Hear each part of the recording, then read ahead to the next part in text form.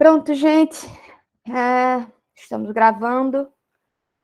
Como eu falei semana passada, e já falei agora na nossa introduçãozinha antes da gravação, hoje é a nossa última aula do semestre. Sim, esse foi um semestre que correu muito rápido. Na verdade, acho que o tempo, eu não sei se vocês têm essa sensação, mas a dimensão temporal, ela está alterada. Acho que desde o início da pandemia que as coisas ficaram meio estranhas, ao mesmo tempo que elas parecem muito rápidas, elas também parecem durar uma eternidade, né? E elas vão produzindo um nível de cansaço que é muito grande. E eu acho que isso também diz respeito a esse formato mesmo, né? Eu acredito que o semestre que vem eu já vou dar aulas presenciais, então não vai ser mais esse formato. E, de algum modo, vai me ajudar um pouco a conseguir ter uma interlocução com vocês e, ao mesmo tempo, ter mais horas de sala de aula para poder discutir com detalhes o material. Mas, diante do formato que a gente fez aqui, né, que é esse formato remoto, e considerando que nesse formato remoto a gente tem um entendimento da UFES que eu concordo, que eu acho que é interessantíssimo, que é de que a gente reduza a quantidade de horas síncronas, porque, de fato, o nível de concentração que a gente sustenta e mantém nessa perspectiva síncrona, ela é muito dificultada, né? Diante dessa questão da tela, de estar sempre sentado no mesmo lugar. Enfim, eu já falei sobre isso tudo, não vou me alongar nisso aqui hoje. Mas, de algum modo, a guisa de justificativa, eu entendo que um pouco do meu atraso se deu por isso, porque é um formato completamente novo.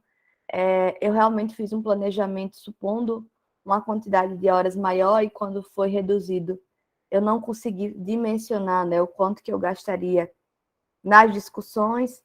E isso também diz de um ponto positivo, né, porque nos tempos de pandemia que eu dei aula em outra instituição online, a aula acabava se estendendo menos, porque, de fato, era quase como se eu estivesse gravando um vídeo para mim mesma, assim. E apesar de da minha campanha inicial de vocês ligarem as câmeras não ter sido aderida, mas eu tenho, antes de tudo, aqui agradecer vocês, porque não apenas a de vocês, mas as outras turmas, de forma geral, têm sido turmas participativas.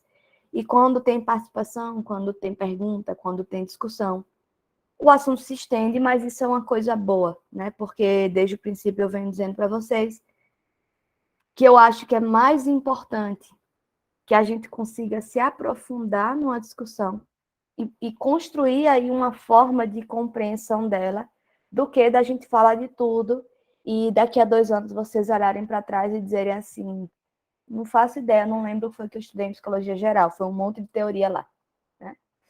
Então, por conta disso, ao mesmo tempo que eu justifico, peço desculpas pelo meu atraso, eu também acho que, claro, se eu fosse continuar no remoto, eu ia ter que fazer uma reprogramação para tentar dar conta dessas dificuldades, mas ao mesmo tempo não me arrependo, acho que foi muito bom, tem sido muito bom e eu agradeço a vocês por isso também. E aí, o que a gente vai fazer hoje? Né? Hoje eu vou finalizar a discussão do behaviorismo e eu vou priorizar isso nessa lógica de que é mais importante a gente aprofundar e discutir até compreender bem o que a gente está se propondo a discutir, do que de passar por tudo. Mas, se der tempo, eu vou passar por alto, bem por alto mesmo, da fenomenologia existencial, vou explicar um pouquinho de quais são os fundamentos. Que, na verdade, é o seguinte, antes de retomar essa discussão do behaviorismo, o que eu pensei em fazer hoje foi justamente, considerando que essa é a nossa última aula, fazer uma retrospectiva, tá? De voltar um pouquinho. Vocês lembram que eu insisti muito com vocês que todas as minhas aulas elas estavam bem amarradas, pelo menos eu fazia esse planejamento. Eu fazia esse esforço de conjugar e de costurar muito bem uma aula na outra, justamente para ter essa sensação de continuidade, para que as coisas se amarrassem num todo. E aí, por conta disso, e por conta dessa minha pretensão, que eu acho que é extremamente importante quando a gente está falando de um planejamento de uma disciplina, eu quero chegar para vocês aqui hoje e fazer essa retrospectiva. E nessa retrospectiva, eu já vou introduzir algo da ordem do que seria essa matriz fenomenológica existencial, tá? E aí, depois, com o tempo que vai nos restar, eu retomo o behaviorismo e eu fico à disposição também para perguntas e para questões, né? Para dúvidas que ainda existam. Imagino que nem todo mundo ainda fez os exercícios, as provas, né? Porque é prova, é um exercício avaliativo. Eu chamo de exercício porque, de fato, a minha proposta ali não é. Vocês devem ter notado, né? Não tem casca de banana, nem tem pegadinha. A ideia é justamente que vocês possam revisar e estruturar na mente de vocês o conhecimento que foi adquirido, tá? Então, quem estudou e quem participou da aula certamente está tendo facilidade na hora de responder as questões. Tá, então vamos lá. Então vamos começar a nossa retrospectiva.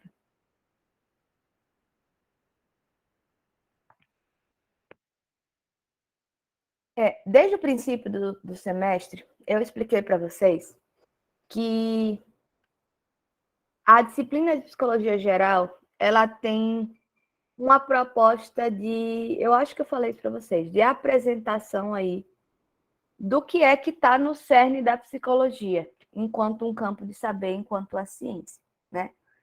Não à toa que eu comecei aqui a trabalhar com vocês com o texto da Cidade dos Sábios, que é um texto que tem um formato diferente, tem um formato não acadêmico, tem um formato literário, de um conto, de uma crônica, mas que ao mesmo tempo está fundamentado em teorias que subsidiam as reflexões que a gente se utiliza hoje para pensar o mundo a partir da psicologia e das ciências humanas em geral.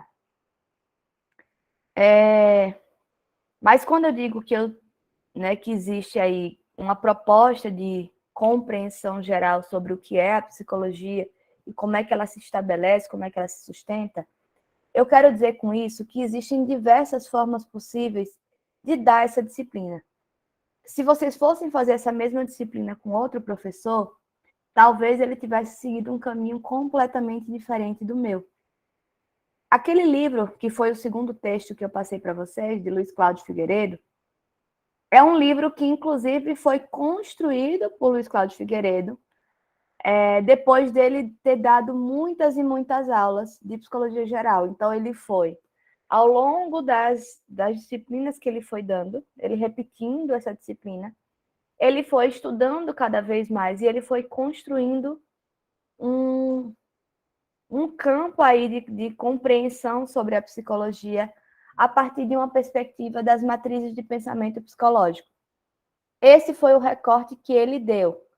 E que é um recorte que pensa muito a psicologia nesse lugar, nessa dimensão. Lembra que eu falei que ela estava pautada em 3 dimensões? Da ciência, né, dos pensamentos filosóficos, dos modelos filosóficos e das práticas sociais?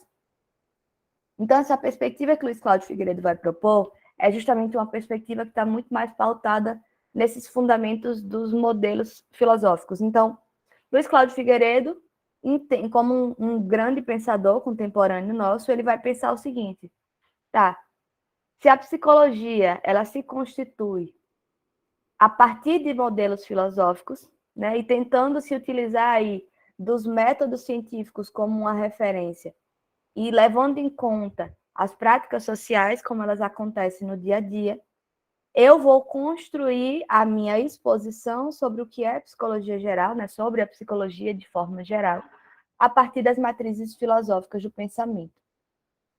Existe outra escolha possível, que inclusive é a escolha mais comum que a gente identifica, que seria uma discussão da psicologia a partir da exposição das funções psicológicas. Então, dos processos psicológicos, melhor dizendo.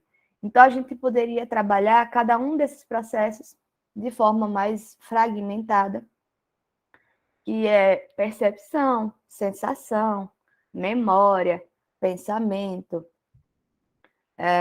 linguagem, cognição, né? A gente poderia ter feito esse percurso e pensar nesses conceitos isoladamente, mas, francamente, para mim, essa não é a perspectiva Luiz Cláudio Figueiredo. Eu acho ela mais difícil de alcançar, de caminhar por ela, porque ela vai para uma profundeza muito mais longe. E se eu tivesse ido por esse caminho, eu provavelmente tinha chegado menos longe com vocês.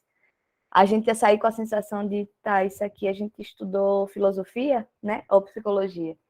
E essa segunda forma de fazer, eu particularmente não gosto, porque eu acho que ela fragmenta conceitos que constituem o campo psicológico.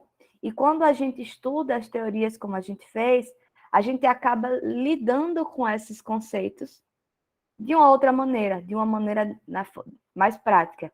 Então, é como se da mesma forma que eu estou dizendo que o Luiz Cláudio Figueiredo, ele deu ênfase a essa perspectiva mais filosófica, é como se a minha escolha desse conta mais de uma perspectiva das práticas sociais. E foi isso que eu quis fazer. Eu quis pensar o seguinte: vocês, enquanto estudantes, estudiosos, universitários, cada um com a sua formação, né? Cada um vindo aí dos seus caminhos, da sua história e construindo um percurso muito próprio dentro da universidade e do seu campo de formação. Como é que cada um de vocês conseguiria se apropriar e tirar proveito de um material tão específico que é a discussão sobre a psicologia enquanto ciência para o campo de estudo de vocês? E a decisão que eu tomei foi justamente a de pensar isso a partir das práticas sociais, tá? Então, quando a gente fala que a psicologia está pautada nesses 3 domínios, o que eu estou dizendo é que a ênfase que eu dei foi justamente pelo domínio das práticas sociais. Porque quando a gente pensa nos acontecimentos, né? De como é que as mudanças históricas, políticas, econômicas vão empreendendo novas formas da gente olhar para as coisas, de a gente teorizar sobre as coisas e interpretar as coisas, isso também está falando das práticas sociais. Mas eu vou um pouco mais além disso, tá? Quando a escolha que eu fiz, ela também tem uma pretensão de fazer conhecer melhor a psicologia enquanto um campo de saber e aproximar vocês desse campo, tá? Então, o que eu fiz foi escolher 3 teorias principais, 3 correntes teóricas da psicologia, que são 3 correntes centrais, inclusive na própria grade curricular do curso de psicologia. A gente trabalha elas 3 como se fossem 3 matrizes diferentes, tá? Eu até lembro que a gente tinha Teorias e Técnicas Psicológicas, que era TTP. TTP 1, 2 e 3. A 1 sendo psicanálise, a 2 sendo behaviorismo e a 3 sendo a fenomenologia existencial. E por conta disso, eu achei melhor ir por esse caminho, porque eu acho que esse caminho tanto dá conta de pensar um pouco essa dimensão filosófica, né, de onde é que essas correntes de pensamento estão pautadas, né? Qual é o viés filosófico e de compreensão sobre o mundo que elas trazem e como é que essas visões filosóficas sobre o mundo configuram as lentes com as quais a gente vai conseguir olhar o mundo. Da mesma forma, pensar a partir das correntes teóricas da psicologia também nos permite atravessar de forma menos fragmentária esses processos psicológicos. Então, quando a gente estudou psicanálise, a gente pensou sobre percepção, a gente pensou sobre afetividade, a gente pensou sobre pensamento, a gente pensou sobre linguagem. Quando a gente estudou behaviorismo, a gente pensou sobre comportamento, a gente pensou sobre ação, a gente pensou também sobre cognição, né? que a gente está falando, queira ou não, de uma teoria de aprendizagem, e por aí vai. Então, acredito que a gente fala sobre memória, né, quando a gente está ali discutindo sobre o que seria esse trauma, tanto pela psicanálise quanto pelo behaviorismo. Então, me parece que por esse caminho a gente consegue dar conta das outras questões e a gente consegue pensar isso de uma forma mais integrada, de uma forma mais consistente. E aí, o que eu estou tentando trazer aqui para vocês como essa retrospectiva é justamente para a gente conseguir construir esse percurso, tá? Então, eu agora já expliquei a escolha que eu fiz, né? Eu já tinha explicado no início, mas é muito interessante, eu não sei se vocês notam isso, mas quando eu expliquei lá no início, a coisa não ficou tão clara, talvez como tenha ficado agora. Isso por duas razões. Primeiro, porque talvez não fosse tão clara para mim, né? Eu faço um planejamento, mas eu só vou ter dimensão de como é que aquilo se constitui na prática, né? No fazer, no dia a dia aqui com vocês. E da mesma forma, porque agora que vocês têm entendimento de qual foi o percurso que eu fiz, e vocês estudaram e acompanharam os debates, é que vocês também conseguem entender essa proposta e como é que ela se consolidou. Então, como eu ia dizendo, eu resolvi começar por um texto que não era acadêmico. Eu lembro que eu expliquei para vocês na época que a minha pretensão era que vocês fossem chegando devagarzinho, porque para não ser um evento muito traumático, né? Porque, queira ou não, a gente está lá nas nossas férias, aí começa aquela coisa frenética, a universidade, texto cabeçudo atrás de texto cabeçudo, e a gente vai se desmotivando, porque a gente vai tendo que enfrentar essa dificuldade toda de uma vez só. E aí um texto como o da Cidade dos Sábios, ele tem essa capacidade de fazer com que a gente pense sobre a discussão que a gente vai se propor, né, que é justamente sobre que olhar que a gente lança sobre o mundo, de que forma a gente consegue entender o que acontece no mundo, qual é a perspectiva, a minha visão, né, de que ferramentas eu posso me utilizar para pensar e agir sobre o mundo, e como é que essas ferramentas são construídas. Percebam que a gente discutiu isso tudo. A gente discutiu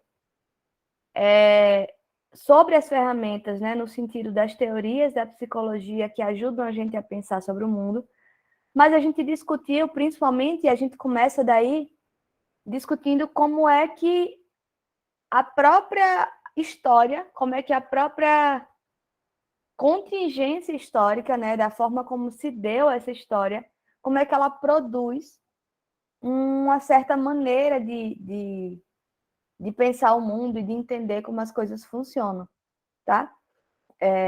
Então, a minha prioridade sempre foi, e eu sempre repeti isso, a de contribuir com a construção de um olhar crítico mesmo, de entender, a partir de uma perspectiva que não é uma perspectiva cientificista tradicional, né, que pressupõe que ciência é simplesmente encontrar uma verdade profunda que já está lá posta, mas uma perspectiva de ciência que entenda que as coisas estão sendo construídas, tá?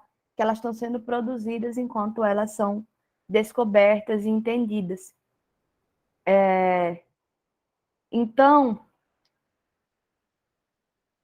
com isso, o percurso que eu fiz, né, eu começo trazendo esse texto para vocês, justamente para vocês poderem fazer esse debate de forma mais crítica, de forma mais aprofundada, sobre história, historicidade, sobre como é que essas práticas sociais se constituem no Brasil, sobre como é que o campo científico ou o campo tecnológico, né, do que se constituía ali como ciência, como saúde pública, e como dispositivo de disciplina, produziram as nossas formas de funcionar e como é que elas reverberam até hoje. Depois a gente foi estudar o texto de Luiz Cláudio Figueiredo, mas não apenas o dele, né? Eu agora me dei um branquinho do nome do outro autor que a gente usou, que foi até um autor que eu coloquei como leitura complementar, né? Eu não botei como leitura principal, não. Enfim, mas o que a gente discutiu, especialmente, né, com base no Luiz Cláudio Figueiredo, que foi o autor que eu usei como referência e que eu pedi para vocês lerem, foi justamente com a proposta de entender a psicologia enquanto ciência, como é que ela se constitui enquanto ciência, como é que ela se constitui enquanto mais ainda do que ciência como campo do saber. E aí entender que a formulação desses conceitos de sujeito e de indivíduo, ela é central, ela é primordial na produção da psicologia enquanto campo de saber, tá? Sem isso, a psicologia não teria se constituído ou não se chamaria psicologia. Então, a gente precisa entender que a psicologia, isso, inclusive, justifica e deixa a gente entender por que a psicologia faz parte de forma tão central na nossa vida hoje, né? Por que a psicologia atravessa tanto as nossas vidas? E por que de forma geral, essa matéria de psicologia geral, ela é ou optativa ou eletiva em praticamente todos os cursos. Então, a gente tem aqui uma diversidade de formações e de colegas que estão estudando a partir de uma determinada perspectiva teórica, aliás, de uma perspectiva de formação, perdão, e a gente está vendo como é que a psicologia atravessa todos esses campos, né? Justamente porque hoje a gente vive num mundo em que esse personagem, digamos assim, que é o indivíduo, ele é completamente central, né? A gente pressupõe que tudo vai partir dele. A gente tem aí um trabalho e uma compreensão desse lugar do indivíduo, e a psicologia tem muito a dizer sobre isso, né? Então, por essa razão, a psicologia acaba atravessando aí muitos campos de conhecimento e acaba interferindo ou ajudando a pensar a formação de vários de vocês. Tá. E aí, depois, né, de feita essa discussão, que a gente se debruçou um bocadinho, por um tempo até bem prolongado, o que eu achei importante, porque não é uma discussão simples, e ela, de fato, ela é base, né, para a gente poder compreender as teorias que a gente vai estudar daqui para frente, né, que a gente resolveu estudar e já estudou dali para frente. A primeira delas foi a psicanálise, como eu falei para vocês, né? Eu não inventei a roda, essa perspectiva de pensar essas correntes teóricas como centrais para a psicologia, isso já está estabelecido na grade de formação do psicólogo. E a psicanálise, de fato, ela entra como a primeira, não apenas por ser a primeira perspectiva clínica que configura esse campo da clínica e do cuidado em psicologia, mas também por ela ser, de fato, a primeira matriz no sentido de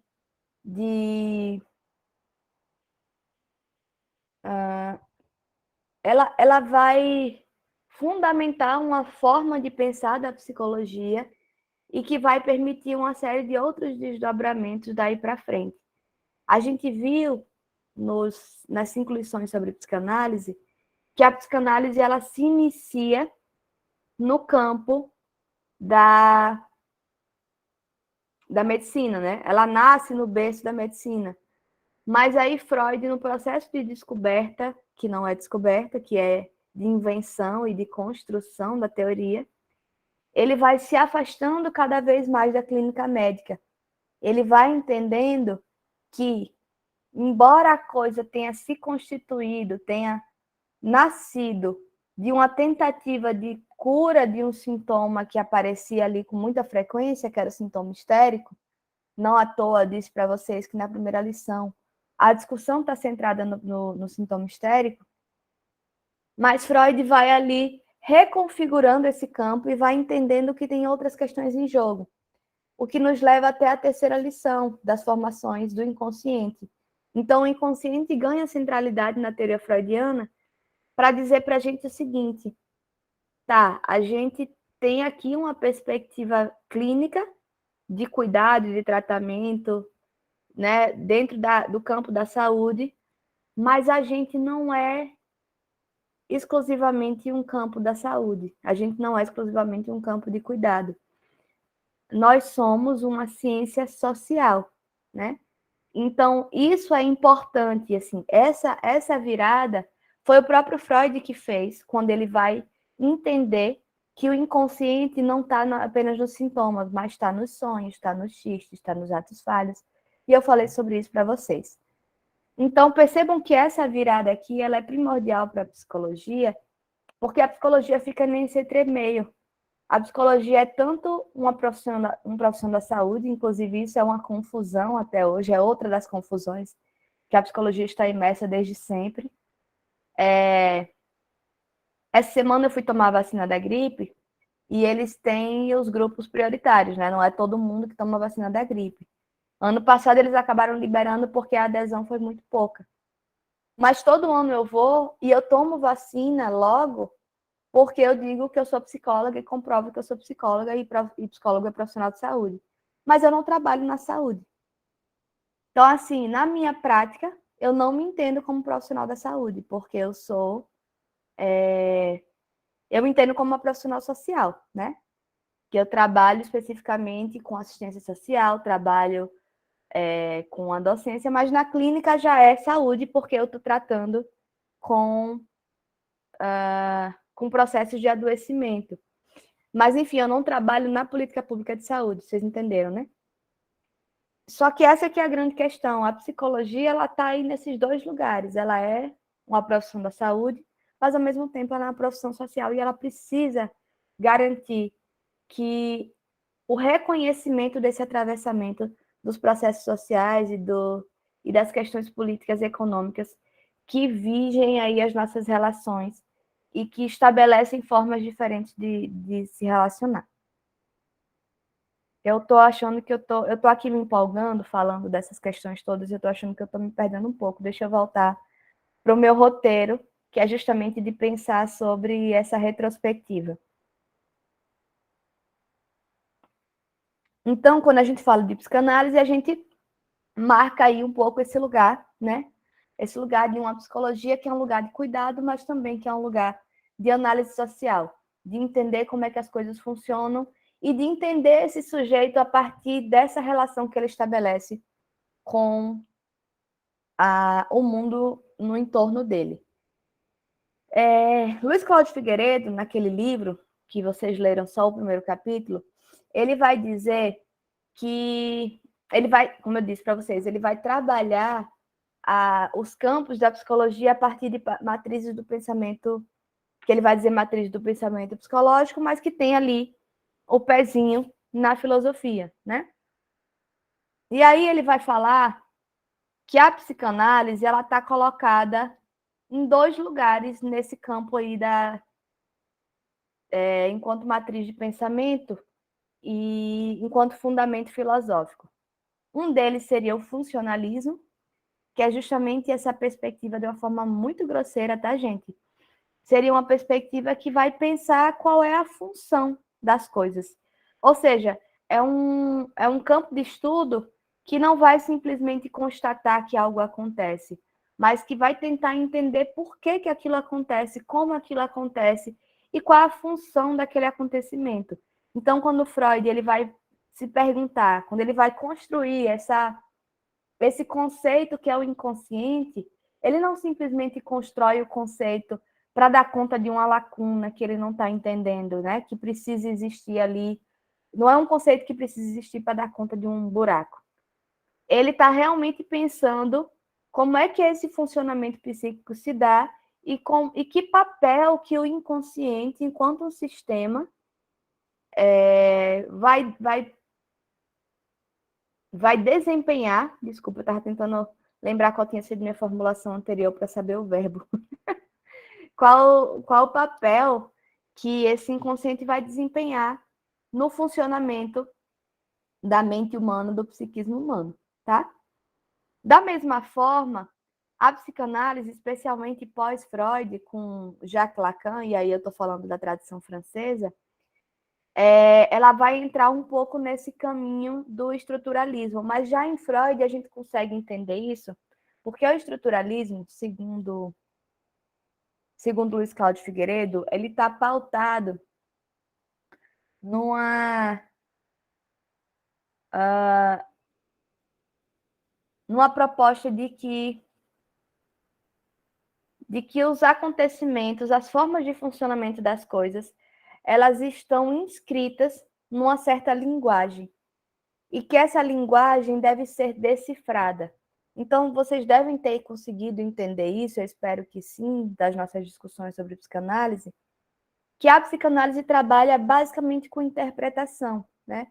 É, inclusive, uma das técnicas básicas da psicanálise, e a gente falou dela quando a gente falou da interpretação dos sonhos. E a ideia de interpretação é a ideia de deciframento.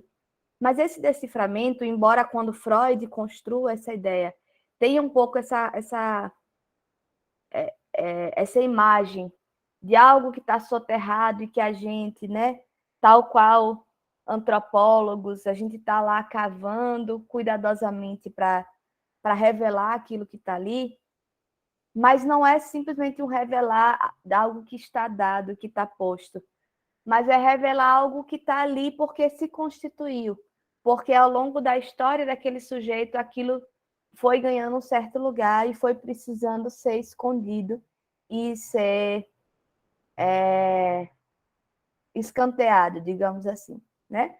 Mas, de qualquer modo, o que Luiz Cláudio Figueiredo vai dizer é que a psicanálise está um pouco nesse lugar, porque a psicanálise trabalha nessa perspectiva da interpretação, do deciframento de uma mensagem aí que é necessária para que a gente possa desenvolver o trabalho.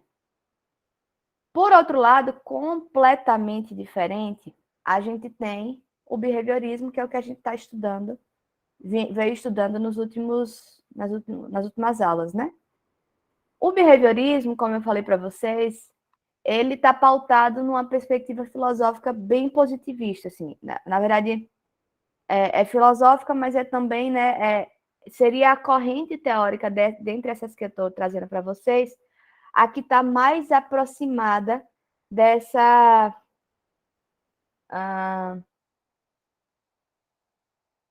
dimensão aí da ciência, né, de uma construção da psicologia com base numa perspectiva metodológica e científica tradicional.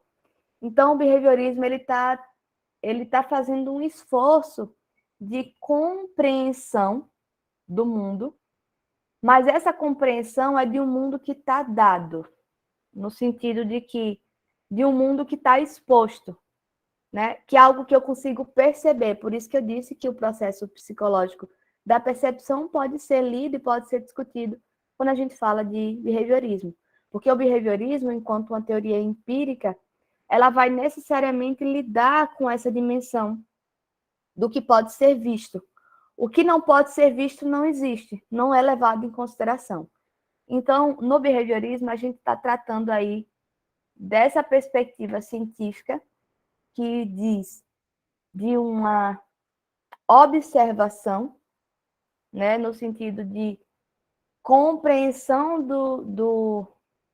de algo que está posto no mundo e, ao mesmo tempo, o uso disso para manipular isso que está no mundo. Ou seja, compreensão do funcionamento do ambiente como uma forma de manipular esse mesmo ambiente, de manipular esses objetos. Por isso que soa tão estranho, e eu deixei claro isso para vocês já na primeira aula de behaviorismo, que a gente usa muitas palavras: controle, manipulação, né? Treinamento de comportamento. São conceitos que se utilizam no behaviorismo ou no comportamentalismo e que dizem respeito justamente a essa perspectiva, que é uma perspectiva muito científica tradicional. E aí o que o Luiz Cláudio Figueiredo vai dizer é que o behaviorismo ele está muito dentro de uma perspectiva que ele vai chamar de uma matriz, que ele vai chamar de nomotética e quantificadora, mas também, e especialmente, da matriz atomicista e mecanicista. Então, o behaviorismo ele vai vir aí numa perspectiva de pensar as coisas de forma fragmentada, ou seja, ele vai estabelecer unidades de análise, que são os comportamentos, as relações que esses comportamentos estabelecem, como é que eles se constituem, ou mais tarde com Skinner, como é que eles são reforçados, ou como é que eles são extintos, como é que eles aumentam, ou como é que eles reduzem a sua incidência, né? E peraí, atomista e mecanicista. E o mecanicismo, vocês já devem ter ouvido essa discussão em algum lugar, que é basicamente também, muito grosso modo, seria a compreensão de que as coisas funcionam como, ou tendo como referência esse corpo humano, que a gente vai pensar assim, tudo tem sua função, tudo está no seu lugar e essas coisas se articulam, ou pensando como uma máquina, que é a melhor metáfora que a gente vai pensar, né? Que é uma máquina em que cada uma das... Pense num relógio, né? Que está tudo ali concatenado para que ele possa funcionar naquele ritmo, daquela maneira. Então, se uma pecinha sai, tudo se desmonta. Então, o behaviorismo ele vai trabalhar um tanto assim, dentro dessa perspectiva e desse caminho. Por fim, a matriz fenomenológica existencial, ou existencialista, né? Luiz Cláudio Figueiredo coloca ela como uma matriz única mesmo, assim, a fenomenologia existencial, que a gente está trazendo aqui como uma corrente teórica, ela entra numa matriz separada para Luiz Cláudio Figueiredo. De algum modo, ele vai assemelhar ela com a perspectiva estruturalista pela necessidade da interpretação também. Só que a fenomenologia existencial, eu sempre embolo essa palavra, que ela é muito longa.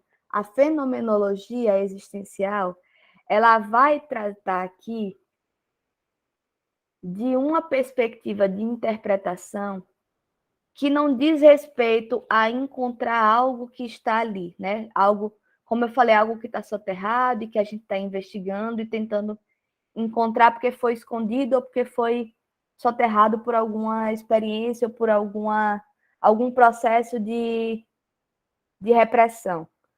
Na matriz fenomenológica, a ideia de interpretação ela traz uma ideia de sentido, de produção de sentido.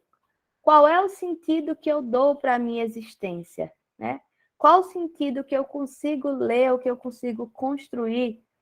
E aí esse ponto é central nas relações que eu estabeleço uns com os outros. Então, uma das distinções que Luiz Cláudio Figueiredo vai fazer para pensar a matriz fenomenológica é justamente a de que, ao contrário da matriz estruturalista, né, que na verdade são as matrizes compreensivas e o estruturalismo está dentro, ele vai dizer o seguinte: o estruturalismo ele parte de um rigor metodológico. Pensar em termos de hipóteses, de formalização, de como é que a gente constrói aí uma forma de encontrar essa verdade, ou de encontrar isso que está subjacente, que eu preciso identificar e compreender. Já na fenomenologia, existe um rigor epistemológico. Significa dizer que ele está tentando investigar quais são as condições de possibilidade do conhecimento. Ou seja, de que forma que a gente consegue compreender alguma coisa. E aí, por isso que eu disse que o que é central na perspectiva fenomenológica é justamente a ideia de encontro, né? De relação, talvez seja melhor dizer. Na perspectiva fenomenológica existencial, o conceito de encontro, ele é central e ele é primordial para a gente entender. E ele diz respeito justamente a como é que as relações que se estabelecem também relações de sentido. Então, o que acontece? A fenomenologia existencial, ela não vai rejeitar a ideia da experiência, nem a ideia da razão, mas ela vai pressupor que todas elas estão incompletas. Porque o que é necessário é que a gente vá produzir um sentido no encontro, na relação que a gente estabelece com o outro e com o mundo, né? Por isso o ser aí e o ser no mundo. E aí são conceitos heideggerianos que não cabe aprofundar, a gente não vai ter tempo. Se tivesse, eu ia precisar, inclusive, me debruçar um pouco mais, porque também não é algo do meu... não é algo do meu domínio, tá? Mas, de qualquer modo, o que é importante a gente entender aqui é que essa matriz, né, ou essa corrente que eu estava querendo trazer para vocês, ela vem com a outra perspectiva. Vocês percebem que cada uma delas traz uma leitura diferente do mundo. Não só no sentido conceitual, que sim, é primordial, né? Porque quando a gente diz, olha, o objeto da psicanálise é o inconsciente, e a gente faz uma leitura numa perspectiva afetiva e econômica aqui é no sentido da economia dos afetos, né? Dessas intensidades, dessa ideia de uma circulação da pulsão ou da libido, isso diz algo sobre a forma que a gente vai conseguir ler os acontecimentos e ler as situações que aparecem, inclusive, na clínica, né? Se a gente fala do behaviorismo, o behaviorismo ele toma como objeto o comportamento. Então, o que tiver subjacente àquele comportamento não vai ser do interesse, a não ser que isso consiga aparecer no que está sendo demonstrado, no que está sendo... enfim, no que está exposto ali naquele comportamento executado, tá? Já na fenomenologia existencial, a proposta é de uma discussão de caráter de fato existencial. E aí no texto que eu passei para vocês, os autores, eles vão fazer uma discussão bem interessante, eu recomendo realmente a leitura, tá, gente? Sobre existência, né? O que eles vão falar sobre a existência é que ela só pode ser compreendida à luz de uma atitude ou modo específico de atenção, que não é aquela da vida cotidiana. E o que é que eles querem dizer com isso? Eles querem dizer que a ideia da existência ela estabelece na relação, mas não é numa relação do dia a dia, da correria, do cotidiano. Ela quer dizer da relação que se estabelece entre os afetos, entre as pessoas, no encontro entre essas existências, tá? Por isso que a fenomenologia existencial vai trabalhar muito também com o conceito de autenticidade, que é justamente, ao contrário do que a gente fala no senso comum, de ser autêntico, ser algo como se fosse inerente e natural do ser, o que os fenomenólogos vão dizer é que a autenticidade diz respeito justamente a isso que se revela no encontro que eu tenho com o outro, né? De como é que eu me relaciono com esse outro de forma verdadeira. E aí a forma verdadeira implica justamente em eliminar esses automatismos que a gente acaba, nos quais a gente acaba mergulhando na nossa vida cotidiana. Quando eu leio sobre isso, eu sempre penso de como é impressionante que na clínica muitas pessoas, e quando eu digo muitas pessoas é porque não foram 2 ou 3, foram muitas mesmo, vêm com uma queixa que é muito parecida, que é a seguinte: eu vim procurar terapia porque eu entendi que eu vivi minha vida inteira no automático.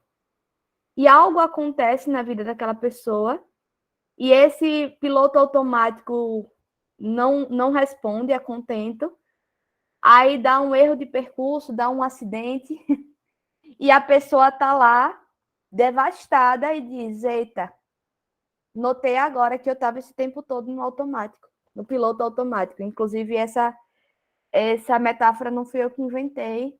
Alguns pacientes meus já falaram dessa forma comigo, né?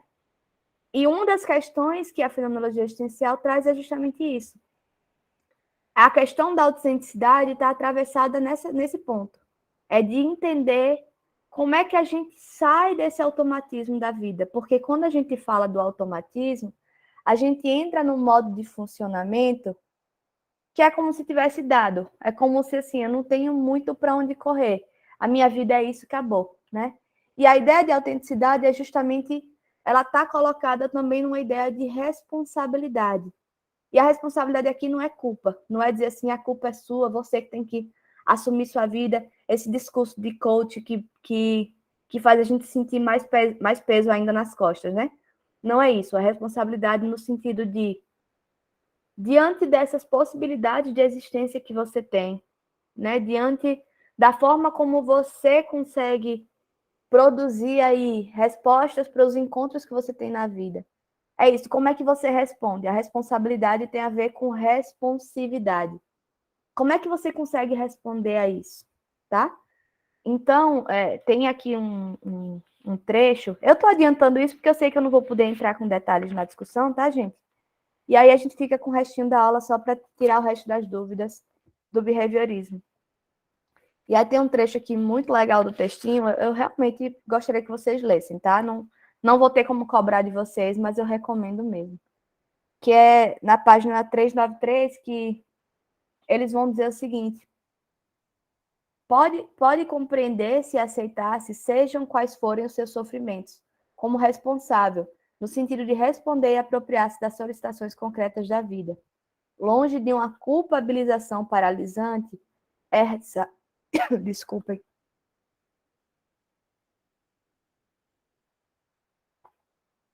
essa responsabilidade é uma ampliação da liberdade, tá? E a ideia, né, e esse é outro ponto-chave na fenomenologia existencial, é de pensar sobre a liberdade. E a liberdade nesse sentido, a liberdade como algo que a gente assume, né, que a gente se responsabiliza. Isso não é muito distante em termos práticos, né, porque essa é outra coisa curiosa que eu preciso ressaltar com vocês, é que embora cada um desses caminhos vai ter uma visão completamente diferente, uma abordagem completamente diferente sobre o sujeito e sobre a forma que ele encara a própria vida, na perspectiva clínica, acaba que a resposta prática a isso, às vezes, é muito similar uma da outra. Porque na psicanálise, a gente tem uma frasezinha, tem uma amiga minha que ela faz análise, ela sempre brinca comigo, dizendo assim, vocês psicanalistas adoram essa frase, que é assim, a gente vai aprender em análise quanto vale nosso desejo, e a gente vai ter que assumir o preço dele, né? A gente vai ter que pagar o preço por esse desejo. E é basicamente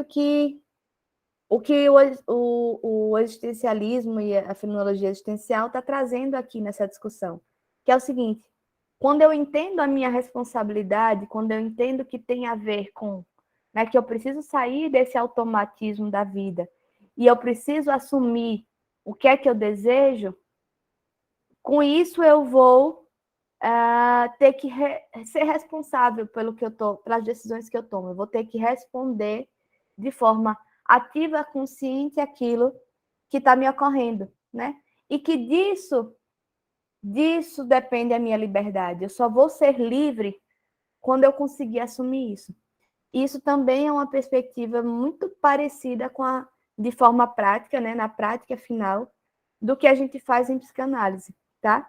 E assim, não é estranho pensar nisso, porque a perspectiva fenomenológica da mesma, né, e a psicanálise são teorias que a gente chama de psicodinâmicas, justamente que leva como referência essa dinâmica da psique e toma também o inconsciente como um elemento que faz parte dessa vivência, embora na fenomenologia o inconsciente ele tem um outro lugar. Eu acho que eu já falei para vocês. Enquanto na psicanálise o inconsciente ele é positivo, no sentido de que ele tem regras próprias, lógica própria, ele tem um funcionamento independente da consciência, são sistemas independentes, embora influenciem um no outro. Na perspectiva fenomenológica, o inconsciente ele é negativo, é o inconsciente da filosofia, que significa que tudo que é inconsciente é o que não é consciente, tá? Mas ainda assim a gente está vendo aqui que as duas teorias elas têm uma concepção psicodinâmica, no sentido de que elas vão dar conta de um dinamismo da psique humana, e por isso que os efeitos que elas produzem acabam sendo mais ou menos parecidos, né? Os caminhos são distintos, mas os objetivos acabam sendo parecidos de algum modo. E aí, para terminar, trazendo essas questões, né, do que é que acaba sendo parecido também, tem outra discussão que eu achei muito legal nesse texto sobre a angústia, né? Que também tem muita similaridade, desculpem, com a discussão que a gente tem na psicanálise sobre a angústia. Que aqui na página 391, eles vão dizer o seguinte, que a angústia remete o homem à sua singularidade, ao seu próprio poder ser no mundo. Ou seja, a angústia tem tudo a ver com essa noção de responsabilidade, de que, assim, a partir do momento que eu entendo que eu preciso dar uma resposta, que eu preciso reconhecer qual é o meu lugar no mundo e como é que tipo de resposta que eu dou, né? Que tipo de encontro que eu consigo promover e que respostas que eu dou para isso que acontece à minha volta, a angústia ela aparece como algo que remete o homem a essa singularidade. Na psicanálise é a mesma coisa. A gente costuma dizer que a angústia ela vai sinalizar, ela vai dar o caminho para o desejo, né?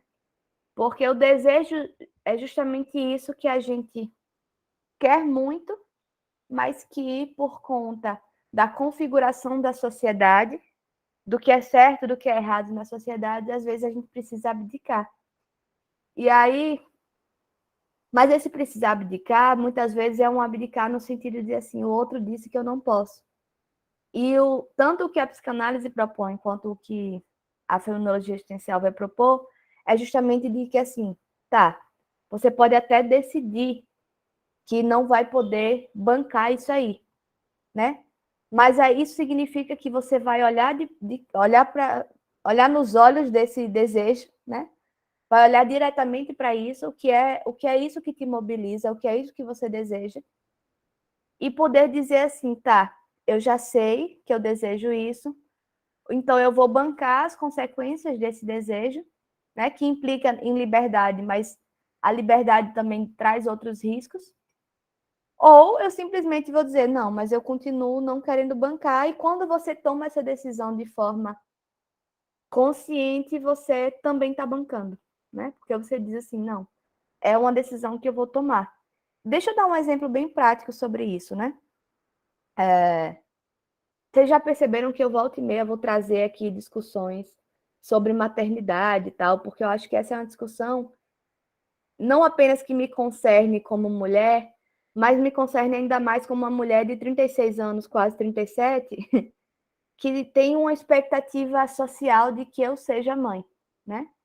Então, isso é uma questão que acaba me ocorrendo muitas vezes, e inclusive quando eu escuto no consultório, eu preciso ter um cuidado redobrado para que eu não acabe me envolvendo na questão, porque é uma questão que é muito próxima da minha e cada pessoa vai trazer isso de uma forma muito específica. Mas, enfim, tem uma questão que me chama muita atenção, que é uma necessidade social mesmo, de que as mulheres que são mães tenham que deixar claro quanto que elas amam os filhos, embora elas quisessem viver outras coisas além da maternidade, né? Porque é como se fosse algo que produz culpa nas mulheres, pensar em viver algo que não seja a maternagem. E aí eu tive uma paciente que ela tinha essa questão, ela tinha, eu não lembro se 2 ou 3 filhos, E ela sempre foi aquela mãezona, assim, aquela pessoa que cumpria à risca o papel de mãe. Mas em determinado momento da vida dela, nos seus 30 e tantos anos, já perto dos 40, ela começou a se questionar sobre a vida dela. A entender isso, que ela tinha entrado no automático, que ela seguiu, cumpriu à risca o que foi predestinado ali socialmente para ela, né? De que ela ia casar, ia ter filhos e tal, tal, tal. E todo esse processo de reflexão vem com o divórcio, né? Então, quando um desses pilares que estão ali nessa regra social do que é normal e do que é esperado se ruiu, é como se o resto todo fosse colocado em questão ou pelo menos ficasse instável. Imagine que tem aí 4 pilares, um rui, os outros 3 eles ficam mais instáveis, né? Então é como se fosse um pouco isso. E um dos pilares que ficou instável foi justamente esse da maternidade. E ela ficava muito angustiada só com a perspectiva de pensar uma vida sem os filhos. Que era como se pensar sobre isso implicasse para ela dizer assim, ó, eu não amo meus filhos. E aí, o que é que significa esse bancar o desejo, né? Veja que o que eu estou falando aqui é que esse desejo é simplesmente um desejo muito legítimo de ter experiências que extrapolam a experiência da maternidade. E eu consigo ver a legitimidade disso, eu aposto que vocês também. Mas ela, a minha paciente, não conseguia. Né? Para ela, aquilo ali era muito carregado de culpa. E o movimento que ela precisou fazer, que é esse que eu estou falando, né? No sentido de assumir essa liberdade, mas entendendo que tem uma responsabilidade aí de como é que ela responde a isso, ou pensando na perspectiva da psicanálise, de pagar o preço desse desejo dela, que era simplesmente o seguinte: ou ela dizia assim, tá, eu sou mãe, eu amo meus filhos, mas eu agora vou vou projetar uma vida sem levar em consideração tanto o que eles querem. E pensem assim, que no caso dela, ela já tinha filhos mais velhos, então isso já era algo mais viável no ponto de vista social, inclusive. Mas no caso dela, ela simplesmente disse que não. Ela, entendendo tudo isso, ela disse assim, não, mas eu quero continuar assumindo esse lugar da maternidade. E tá tudo bem também. Porque a crise que deu foi justamente a partir de uma situação de divórcio que destituiu uma certa regra do que era esperado para a vida dela, ela colocou em questão o resto. Quando ela consegue olhar para todo o resto e ela toma uma decisão, ainda que seja de manter, a de sustentar a manutenção daquela vida, é uma decisão consciente e isso também é libertador, tá? Então é mais ou menos nesse sentido. O que eu estou colocando aqui na perspectiva da fenomenologia existencial, mas que também, né, eu fiz aí esse atravessamento com a psicanálise, até porque o caso que eu falei foi de psicanálise, que eu atendo nessa perspectiva. Gente, eu me empolguei, como sempre. Acho que é coisa de professor mesmo, né? E eu passei um pouco mais do tempo que eu planejava para fazer essas introduções.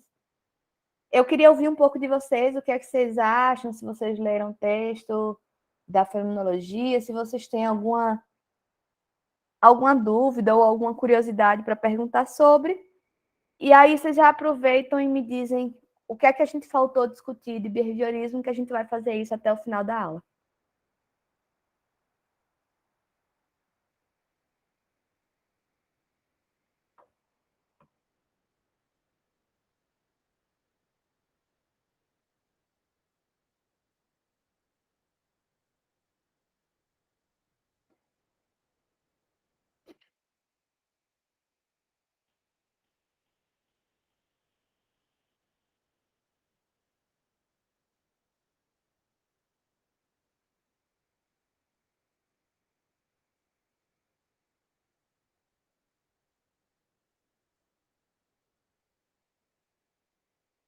Povo?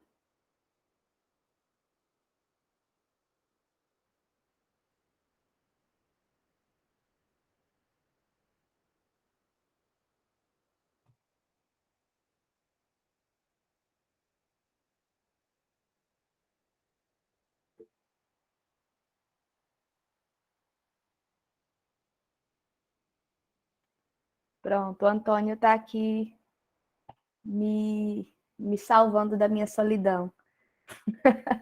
Eu queria que a senhora falasse mais sobre senhora. Eu acho ótimo vocês me chamando de senhora, mas tudo bem. Mas tudo bem, né? Eu tenho que admitir que eu já estou aí com a idade de senhora mesmo. Falasse mais sobre comportamentos. Eu juro que eu ainda estou com o pé atrás. Bem, você. Obrigada, Antônio, senhora jovem. Tá, que você está com o pé atrás, ok. Mas assim, você está com o pé atrás com o quê? Porque, veja, se for para eu seguir o meu roteiro que é quase esquizofrênico, porque é dentro do meu planejamento, independente de como é que está aí para vocês, né? Por isso que eu preciso do feedback para ele não ser esquizofrênico. Eu seguiria o caminho. Eu ia falar hoje de controle aversivo e dos efeitos colaterais de controle aversivo. Mas se você ainda está com o pé atrás de alguma coisa, talvez seja melhor você me dizer onde é que está seu pé, esse pé atrás, para eu poder retomar daí. Você consegue me dizer? Não, veja, Antônio, eu acharia melhor que você me dissesse um pouquinho o que é que está tendo, o que é que está sendo difícil aí de engolir ou de compreender, porque às vezes você vai ver as aulas depois e nelas não vai estar tão claro, você ainda não vai conseguir entender tão bem. Porque a graça da sincronicidade é isso, né? É justamente de você poder estar aqui ao vivo comigo e de dizer assim, olha, eu estou com essa dificuldade. E tá, as distinções que você diz é no sentido dos conceitos centrais, de reforço e punição, né? Tá. Veja, gente, eu posso fazer uma confissão. Eu acho que, assim, até para mim, né, considerando que esse não é o meu campo de atuação cotidiano, eu às vezes fico, talvez vocês tenham bugado, porque eu também não tenho, às vezes me falta a clareza para poder dar exemplos que sejam mais estratégicos, tá? Mas, basicamente, eu vou repetir o conceito e eu vou tentar aqui formular com vocês exemplos que deem conta desses conceitos. O reforço, ele diz respeito a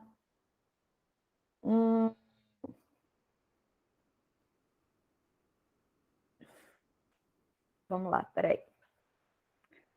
O que Skinner vai dizer é que um comportamento vai produzir uma alteração no ambiente que vai ser reforçadora ou punitiva daquele mesmo comportamento, tá? Então, o reforço vai dizer desse efeito aqui que vai vir do ambiente, né? Como resposta desse comportamento, tá? O reforço é quando a gente quer aumentar a incidência do comportamento, ou seja, eu agir de uma determinada maneira e quando me reforçam esse comportamento, o que eles desejam de mim é que eu repita esse comportamento, é que eu faça isso mais vezes. E quando eu sou punida por esse comportamento, o que se quer de mim é que esse comportamento reduza a sua incidência, é que eu diminua a quantidade de vezes que eu me comporto dessa maneira, ou até mesmo pare completamente de me comportar dessa maneira. Eu vou dar um exemplo engraçadinho, tá? E eu digo que é engraçadinho, não é só porque não é autorreferenciado, não, é porque eu já falei dele em outra turma e as pessoas acharam ele mais ou menos divertido. Que é o seguinte, apesar de eu ser psicanalista, e é sempre sobre a minha própria vida, porque eu sou dessas, apesar de eu ser psicanalista, enfim, eu tenho um namorado e ele fica brincando comigo dizendo que, apesar de eu ser psicanalista, eu sou bem behaviorista quando eu quero. Porque é o seguinte, eu tenho clareza, para mim, do que é que eu quero de um relacionamento, do que é que eu quero enquanto comportamento de um namorado. Então, o seguinte, ele tem aí uma série de comportamentos e quando ele faz aquela coisinha que eu gosto, eu dou um jeito de reforçar esse comportamento. Eu dou um jeito de dar para ele um reforço para que ele aumente cada vez mais a incidência desse comportamento.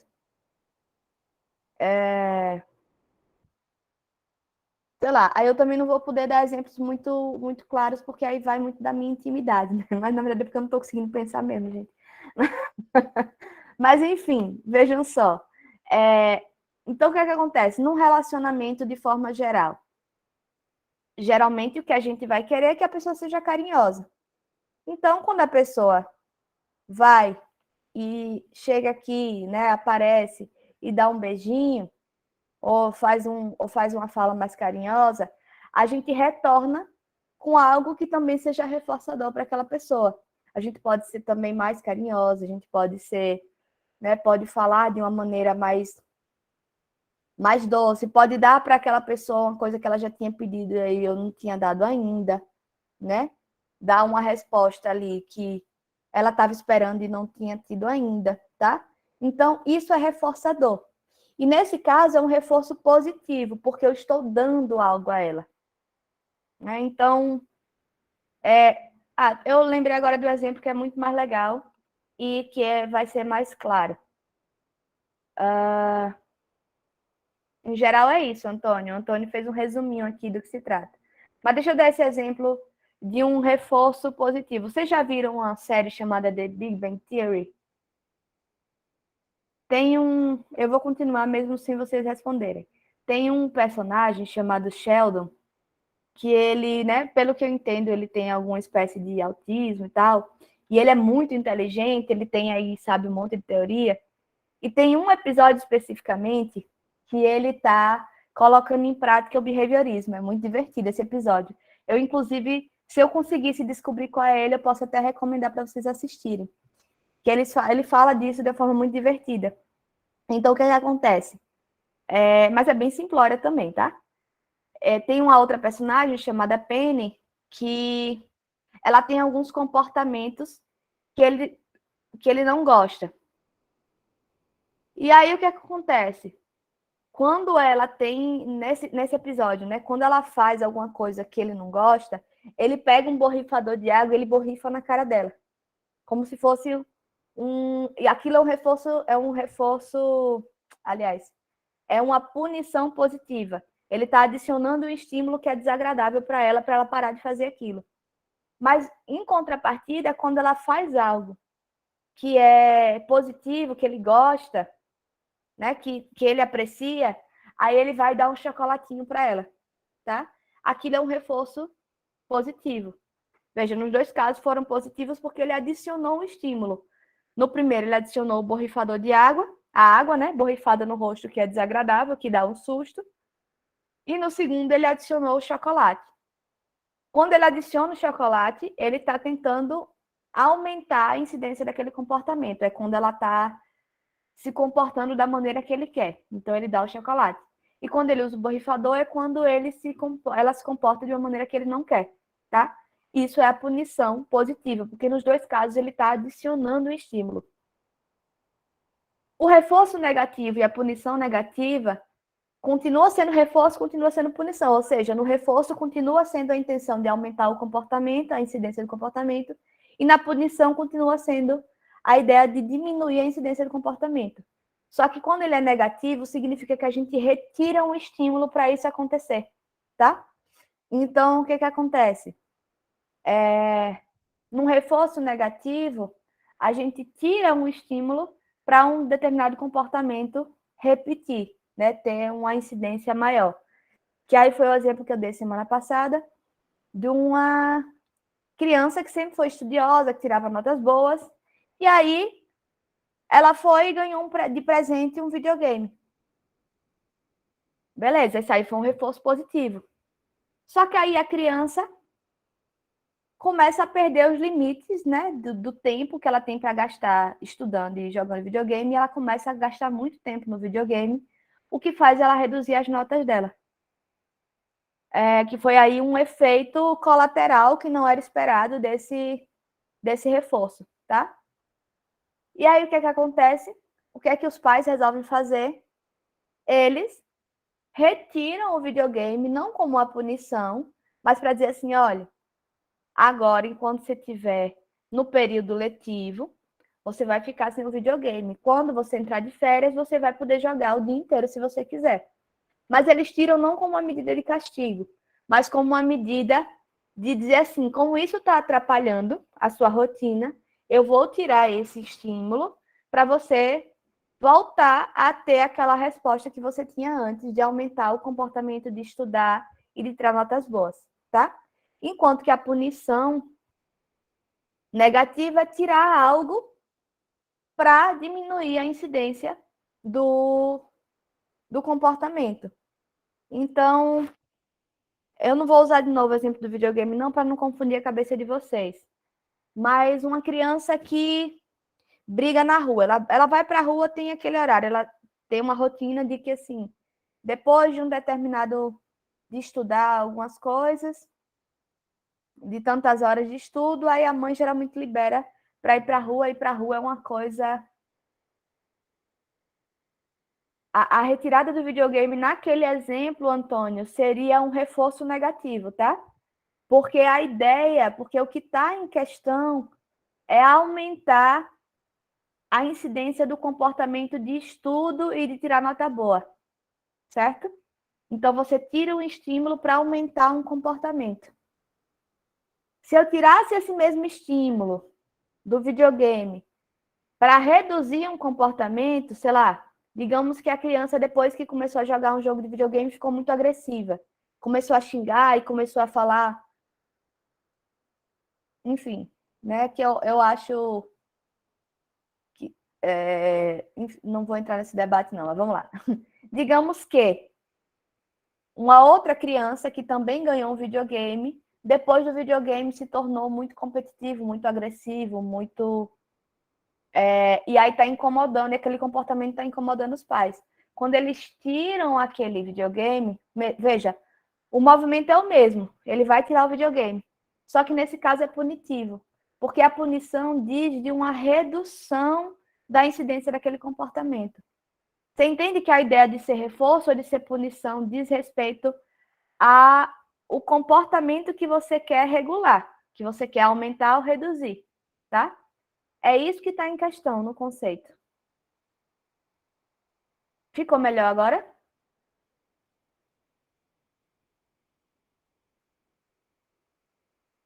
Não, não, Antônio. Veja, o da nota é reforço negativo, porque você está tirando o videogame. Ó, perceba, eu vou fazer um desenho aqui para mostrar para vocês. Eu vou ter que botar aqui para. Aliás, eu vou fazer um desenho no Paint. Tenham paciência. Enquanto eu falo com vocês, eu vou fazer nesse desenho para vocês verem. Eu já devia ter feito isso antes para facilitar a vida. Mas entenda o que é que eu estou querendo dizer. Toda vez que você quer, veja, quando você quer aumentar a incidência de um comportamento, você vai dar um reforço. Ponto. Quando você quer reduzir a incidência de um comportamento, você vai dar uma punição. Ponto também. Até aí tá tranquilo, não tá?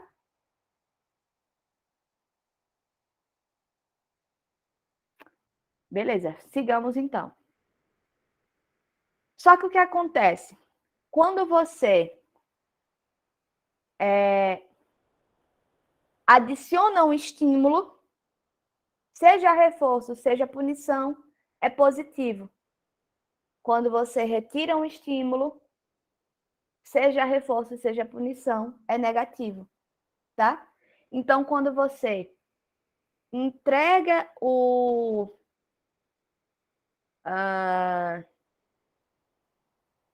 sei lá, quando você dá um presente para elogiar porque o menino estudou e tirou boas notas, você está reforçando positivamente, porque você está adicionando um estímulo para aumentar a incidência daquele comportamento. Quando você retira o videogame, porque é o videogame que está atrapalhando os seus estudos, para a criança, Aumentar o comportamento de estudar e de tirar boas notas é um reforço negativo, tá? Vá me dizendo se você está acompanhando. E aí, e na punição, o que acontece é o seguinte: quando você dá um castigo para reduzir um comportamento de malcriação, é uma punição positiva, porque você está acrescentando um estímulo que é de dar um castigo específico, ou dar uma palmada, ou dar. Vou falar disso, né? Dar uma palmada, que é algo que você faz, né? E quando você tira o videogame como castigo para reduzir aquele mesmo comportamento de malcriação e de agressividade, é uma punição negativa, porque você tira um estímulo, por isso negativo, para reduzir um comportamento, por isso uma punição. Tá? É isso. Eu parei para explicar e não terminei o meu gráfico, mas deixa eu tentar terminar meu gráfico. É... Peraí.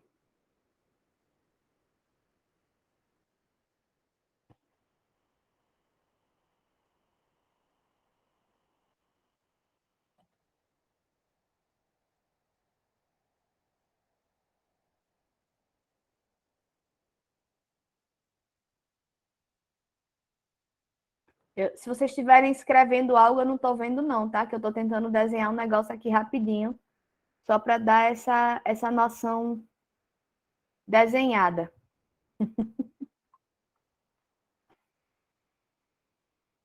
Ai, socorro.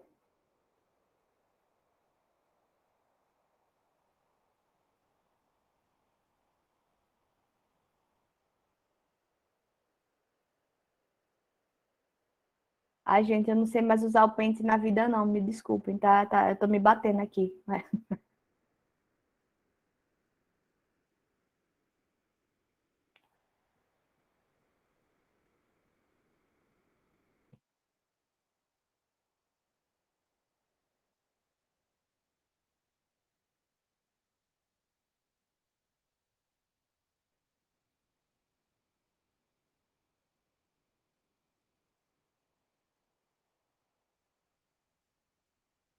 Pronto.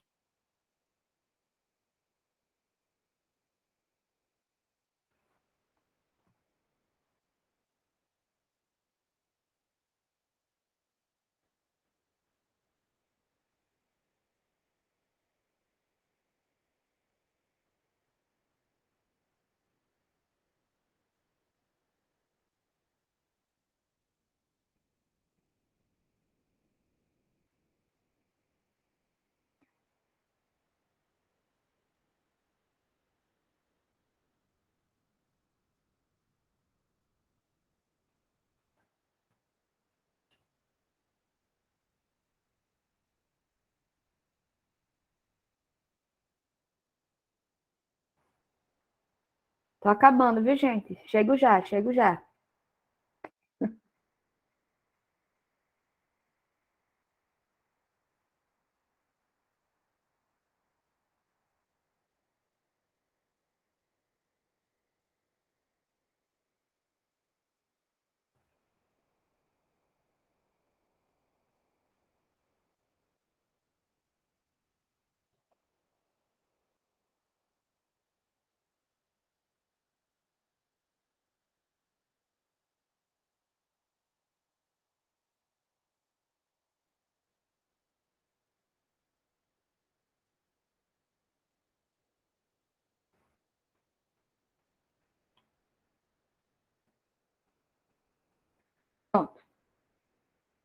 Não tá maravilhoso não, mas eu vou mostrar para vocês como é que eu fiz.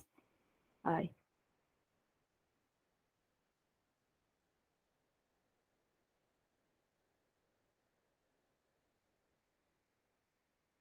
Se eu tivesse na sala de aula presencial, eu tinha escrito isso no quadro e ia fazer isso em 30 segundos, mas aí não foi possível. Vocês estão visualizando?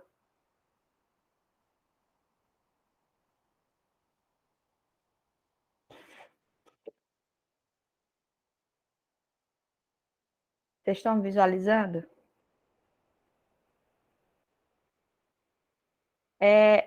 Se eu botar o mouse em cima, vocês conseguem ver? Para apontar onde é que eu tô, o que é que eu tô mostrando? Não.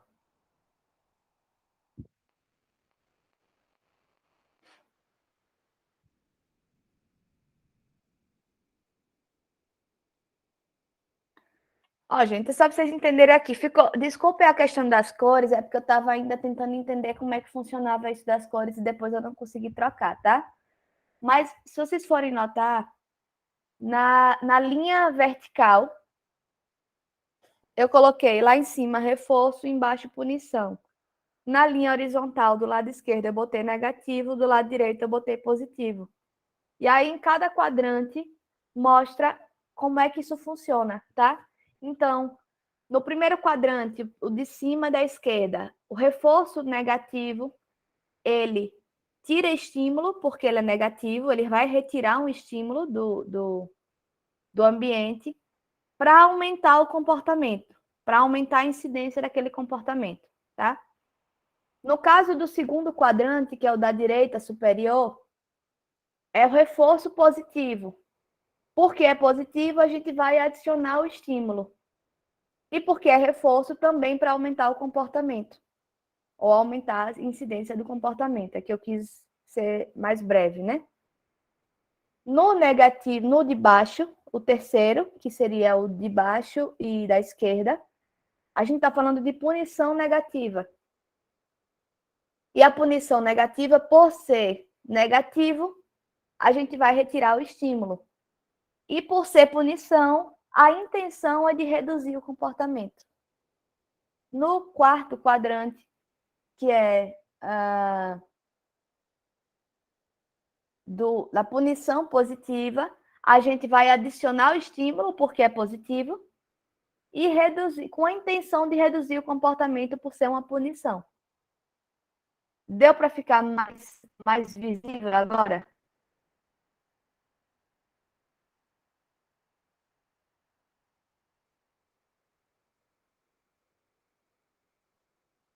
Pronto.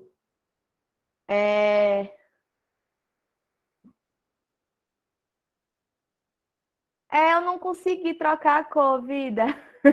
Eu não consegui. Eu acho, eu acho que tem tempo demais que eu não uso Paint e eu fui na correria pensando que eu queria fazer isso rápido para eu poder retomar e falar das outras questões rapidamente. E aí eu não consegui fazer a troca. Posso postar sim, Antônio, sem problema. Já era para eu ter feito isso. Quando eu estava planejando a aula, a primeira aula de vocês, eu pensei em fazer isso. Só que eu fiquei assim, não, acho que fica muito essa coisa de botar transmissão, né? Fica o desenho na frente. Por isso, gente, eu sinto muita falta na vida do quadro, porque no quadro eu ia ter virado e ter desenhado para vocês no primeiro minuto que tivesse dúvida.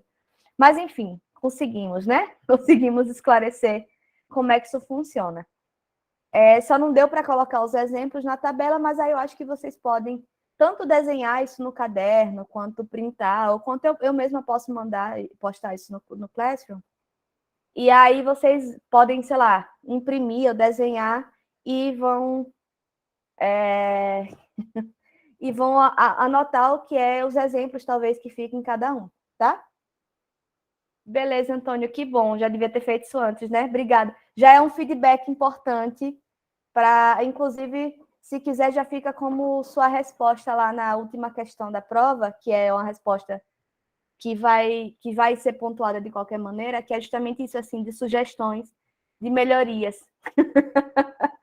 Porque eu acho que talvez, né, isso realmente ajudou, assim, tem um tempo que vocês estão se batendo e agora ficou mais claro.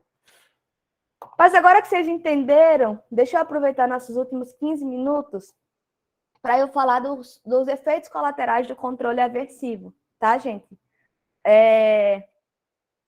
Em primeiro lugar, eu queria só deixar claro para vocês que o behaviorismo, ele é entendido, né, como uma teoria de aprendizagem. Então, quando a gente pensa no behaviorismo, a gente está pensando em técnicas de aprendizagem mesmo, né, de como é que a gente faz com que não só uma criança, mas especialmente a criança, aprenda um determinado comportamento, né? E isso a gente vai fazer através, considerando aí a teoria skinneriana do comportamento operante, a gente vai fazer através de reforços ou de punições. E aí, o que os autores do texto estão trazendo para a gente é o seguinte: eles vão promover uma discussão, e essa eu vou dispensar porque eu acho que fica muito clara e que é muito mais ligada a essa noção de aprendizagem, e eu acho que fica claro no texto, tá? Que é o seguinte: apesar da gente entender que o reforço positivo ele produz uma resposta mais de forma mais saudável, desculpem pela falta de outra palavra nesse momento, eu vou usar essa, a gente continua usando com muito mais frequência as respostas de controle aversivo, que são os reforços negativos ou as punições. Por que isso, né? E aí, falando de forma muito breve, muito rápida, porque, como eu disse no texto, isso já está bem claro, a gente faz isso porque é mais rápido, porque é mais fácil, porque a resposta é imediata, porque tem uma facilidade no arranjo das contingências, ou seja, eu não preciso pensar, fazer toda uma formulação de como é que eu organizo esse processo de reforçamento, porque é papum. Eu dei a punição ou dei um estímulo, ou tirei um estímulo como punição, o resultado já vem imediato. Mas, em contrapartida, quando a gente faz isso, a gente tem uma tendência muito, muito maior de encontrar como resposta efeitos colaterais, tá? E é disso que eles estão tratando aqui. E veja, quando eu digo que tem uma tendência muito, muito maior, é porque até no próprio reforço positivo, a gente pode ter efeitos colaterais, como no exemplo que eu dei do menino que ganha um videogame porque tira notas altas. E aí ele começa a tirar nota baixa, né? Porque é um efeito colateral que não era esperado. Como o menino era muito responsável, ele estava sendo premiado pela responsabilidade dele.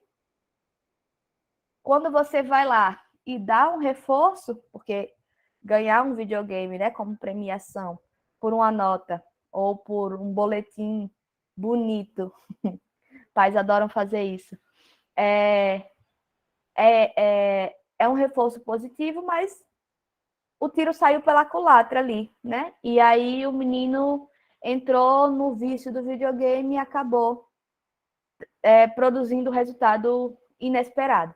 Mas isso é mais raro no reforço positivo, né? Geralmente, com reforço positivo, a gente acaba tendo a resposta desejada, sem grandes efeitos colaterais, né?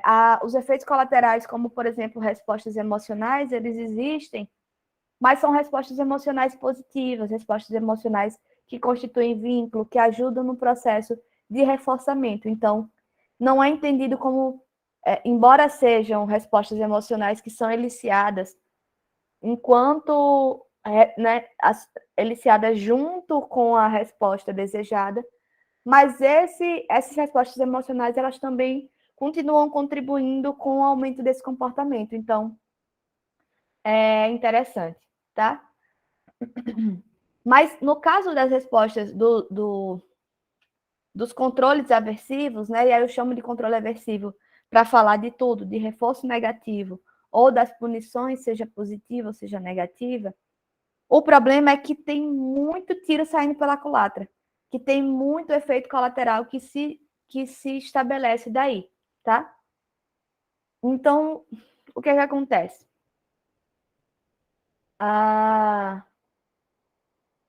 O primeiro é justamente esse que eu já estou tratando, que é da eliciação de respostas emocionais. Isso significa dizer que quando a gente estabelece um controle aversivo diante de um comportamento indesejado, esse controle aversivo acaba produzindo outras respostas que são de ordem emocional, seja no próprio controlador, ou seja no controlado, na pessoa que está sofrendo a punição, tá?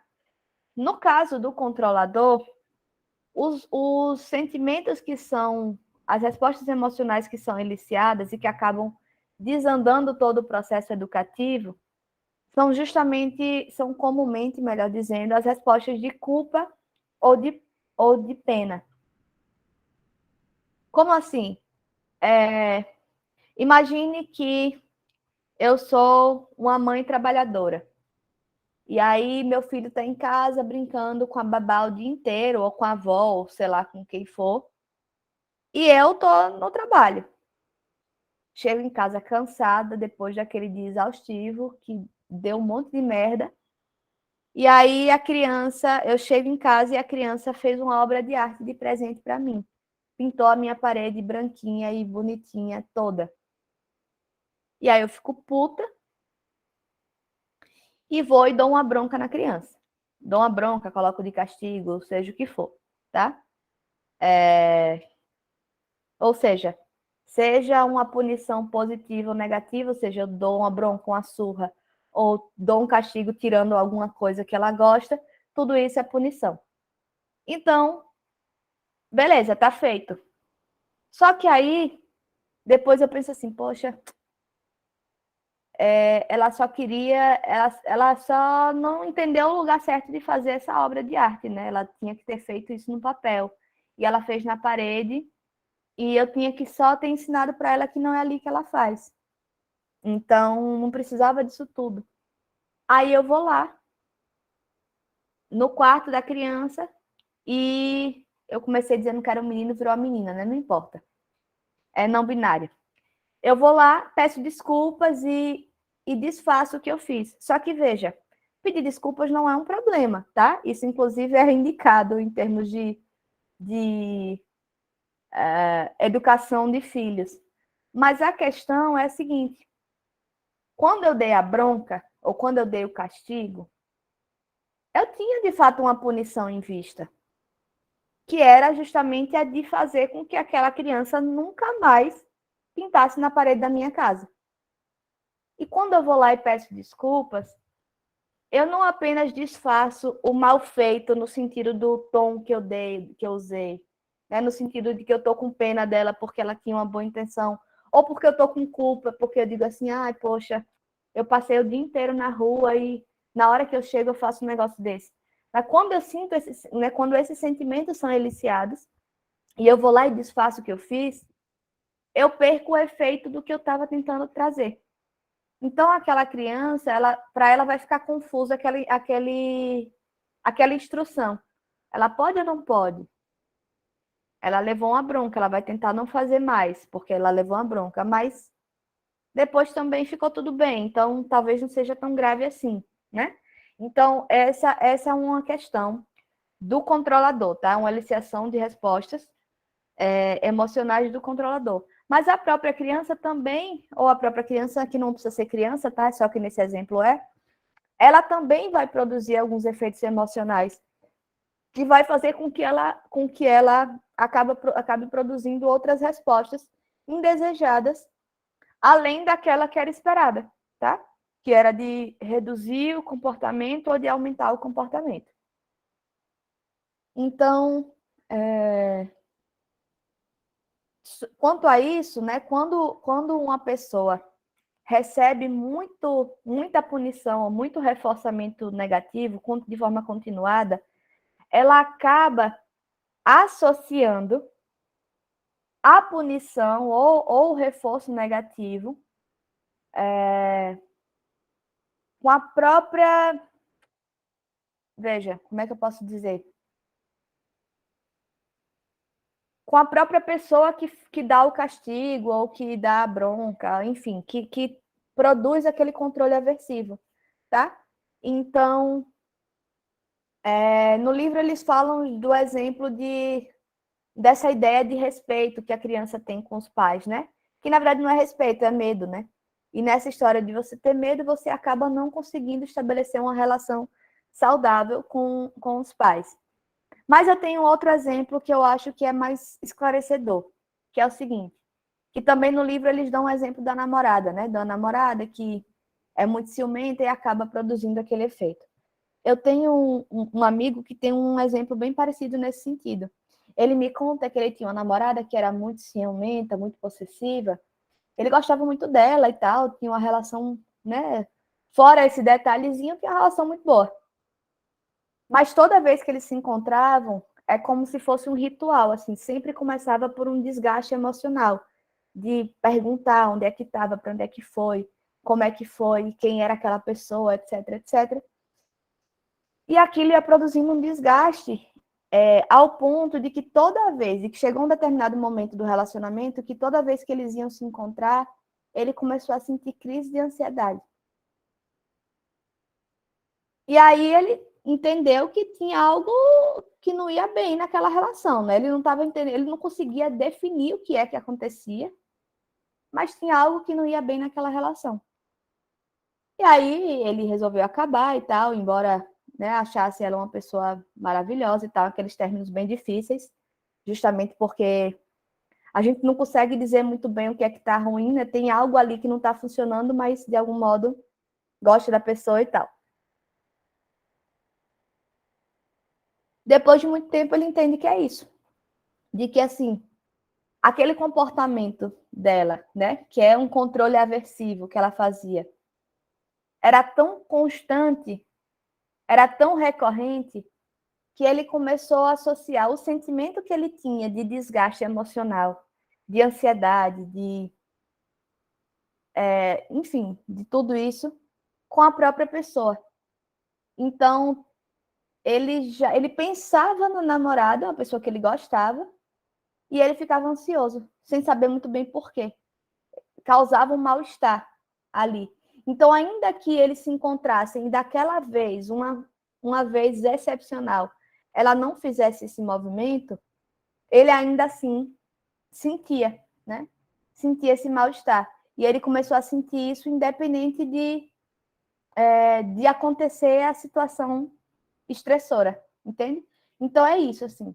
Quando a gente faz muito reforço negativo ou punição, a gente acaba associando a própria pessoa. Então, pai e mãe, né? De novo, pensando em termos de aprendizagem, pai e mãe que castigam muito e aquele sentimento que produz na criança o castigo acaba que uma hora pode ser associada ao próprio pai ou à própria mãe, porque ela vai fazer uma eliciação, né? Ela vai condicionar, lembra da história do condicionamento lá de Pavlov? Então ela vai, aquele estímulo ali, aquela pessoa, né, que era o pai ou que era a mãe, que ela tinha um relacionamento afetivo, ou então no caso desse meu amigo, da namorada, que ele tinha uma relação muito boa, que ele gostava muito dela, admirava ela, vai perdendo um pouco esse lugar e vai ganhando outras características e outros afetos que vão estar associados a essa figura, tá? Outro efeito colateral possível é o que a gente chama de paradoxo da aprendizagem por reforço negativo. É basicamente a ideia de que, assim, às vezes a gente quer tanto um determinado resultado, né? E aí por isso é o reforço negativo nesse caso, ou seja, a gente quer aumentar a incidência daquele comportamento, mas a gente faz isso de forma negativa. E a gente faz tanto que a gente acaba impedindo que aquele comportamento aconteça. Um exemplo que eu gosto de dar é o do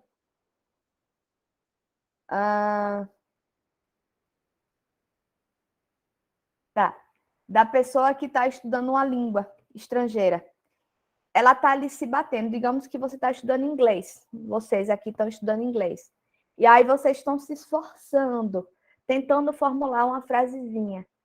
Se o professor de vocês interrompe a cada 2 palavras para corrigir a pronúncia daquela palavra, a intenção dele, que era de fazer vocês melhorarem, ela vai cair por terra, porque, veja, não é nem que vocês vão piorar, mas vocês não vão nem mais se arriscar.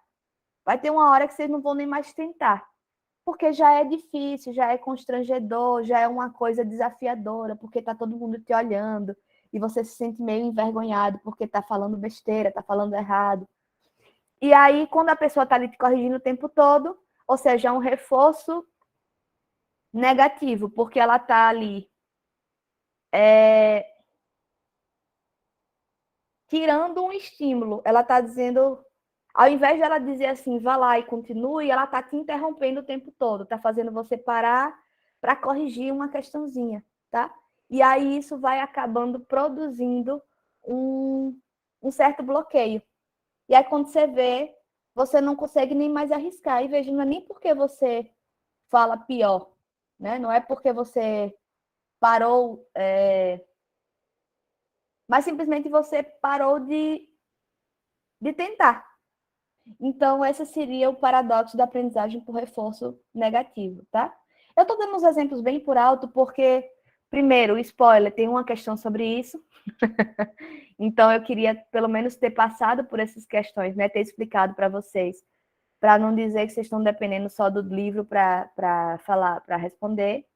E segundo, porque, de fato, eu acho importante, para a gente entender, em termos práticos, qual a importância de utilizar um reforço positivo ou quais os efeitos dos controles aversivos, do reforço negativo ou das punições.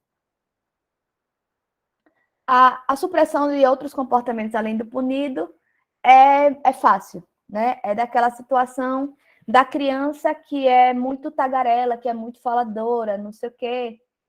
E aí, um dia, ela se mete na conversa lá de adulto, todo mundo sempre acha bonitinho, ou seja, está reforçando positivamente, né? Tá dizendo fale mais, e tá dizendo ai que bonitinha, que fofinha e tal. E aí, digamos que a menina um dia diz uma coisa inconveniente, né? Ou, sei lá, fala que o tio é careca, que a tia é gorda, que a tia é feia, sei lá. Qualquer coisa dessa, qualquer dessas inconveniências da sinceridade de criança. E aí ela leva uma bronca por conta daquilo. Percebam que a bronca é uma punição positiva para que ela não faça mais aquilo, ou seja, para que ela não diga mais que a tia é feia, ou que o tio é careca, ou o que quer que seja. Mas a criança, como ela estava ali o tempo todo sendo reforçada positivamente, de que bonitinha, tudo que ela falava era muito bonitinho, ela não consegue entender muito bem o que foi que mudou nesse processo. Então, qual a resposta que ela vai dar? Ela vai parar, ela vai generalizar aquele processo. Então, ela vai, ao invés de ela simplesmente nunca mais dizer que alguém é feio, ela não vai mais falar com os adultos. Ela não vai mais fazer aquilo que ela fazia antes. E aí ela se torna uma criança um pouquinho mais retraída. Isso é uma coisa que também é bem comum, assim, no consultório. Mas o que é comum? É das pessoas, quando vão relatando a história de vida delas, elas relatarem esses pontos de virada, né? De algo ter acontecido, e aí geralmente esse algo é um estímulo aversivo, um estímulo aversivo, né? Alguma coisa da ordem da punição ou do reforço negativo que aparece ali, e que a pessoa muda a forma dela de funcionamento para não se deparar mais com aquela punição ou com aquele reforço negativo. Geralmente aqui é punição, tá? Obrigada, Antônio. Obrigada por ter reforçado a dúvida para eu conseguir explicar isso de uma forma melhor. Boa prova para vocês, que não é bem uma prova, são só as questõezinhas simples. E obrigada pela participação, tá? Eu vou só terminar, já que eu estou gravando, para vocês poderem ver depois o restinho da aula. E qualquer coisa, tamo aí, viu? Ficarei aí por mais umas 2 semanas à disposição, caso tenha alguma inconsistência na prova ou no lançamento das notas, tá bom? Obrigada, gente. Tá, mas vamos lá, só para quem continua por aqui. Então, outro efeito colateral seria a emissão de respostas incompatíveis ao comportamento punido. Nesse caso, eu tenho um exemplo que eu já formulei Tranquilo, vida. Tem um exemplo que eu já formulei antes e que eu acho que ajuda a gente a entender o que é essa emissão de resposta incompatível ao comportamento punido. Eu já falei para vocês que eu trabalho com acolhimento institucional, né? E aí teve uma época que uma das casas, e foi a casa inteira, ganhou uma doação, que era um som desses que a gente costumava ter antigamente em casa, quando não existia Alexa e os celulares, né? E aí os meninos ficavam lá ligando o som e né, ouvindo rádio, ouvindo CD, etc., que eles também tinham. E nisso, no que eles iam escutando, eles iam usando e disputando e brigando quem ia usar, quem não podia, eles foram danificando o som. Aí a solução milagrosa que a cuidadora deu foi de tirar o som e guardar. E aí, só que vejam, essa resposta que ela deu, que foi uma punição negativa, tinha uma proposta. Ela tira o som, ou seja, por isso que é negativo, para reduzir o comportamento de danificar o som. Tá, beleza. Tranquilo. Só que a pergunta que eu fiz para ela foi: isso na época tinha um tempo que eu não estudava sobre behaviorismo, nem foi com base nisso, mas a pergunta que eu fiz para ela foi: e como é que você vai saber qual é a hora de devolver o som para eles usarem? Porque o som é deles. Eles ganharam esse som, né? Qual é a hora que você devolve? Porque o problema desse efeito aqui, da emissão de respostas incompatíveis, é que você perde a possibilidade de discriminar que a contingência da punição não está mais em vigor. Ou seja, quando ela tira o som, ela perde a referência de como é que se dá essa contingência da punição. Então, assim, ela não consegue mais saber qual é a hora de trazer de volta, porque vejam, quando a gente quer reduzir um comportamento, a gente quer reduzir aquele comportamento, tá? A gente quer fazer com que aquela criança se eduque de alguma maneira para ela não repetir aquele comportamento mais vezes. Quando ela tira o som, ela tira essa possibilidade de educação. E ela perde também a possibilidade de discriminar, de compreender que aquela contingência ainda está presente ou não. Porque o que é que acontece? Qual a referência que ela vai ter para devolver o som ou não? Ela não tem, porque a resposta foi incompatível. Eu não sei se ficou claro, mas esse seria o exemplo. Como eu agora só tenho 2 alunos na sala, Laura e Adalberto, qualquer coisa vocês me dizem, tá? Se não ficou claro. E por fim, para a gente finalizar nossa aula, tem o contracontrole, tá? O contracontrole é o seguinte: no texto, os autores eles vão dar um exemplo que eu acho que é suficiente, que é o uso dos radares de velocidade, né?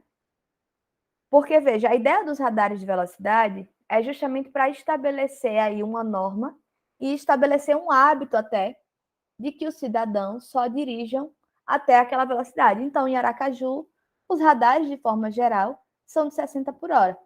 O que significaria dizer que a gente deveria dirigir na cidade com o limite máximo de 60 por hora. Mas o que é que a gente faz?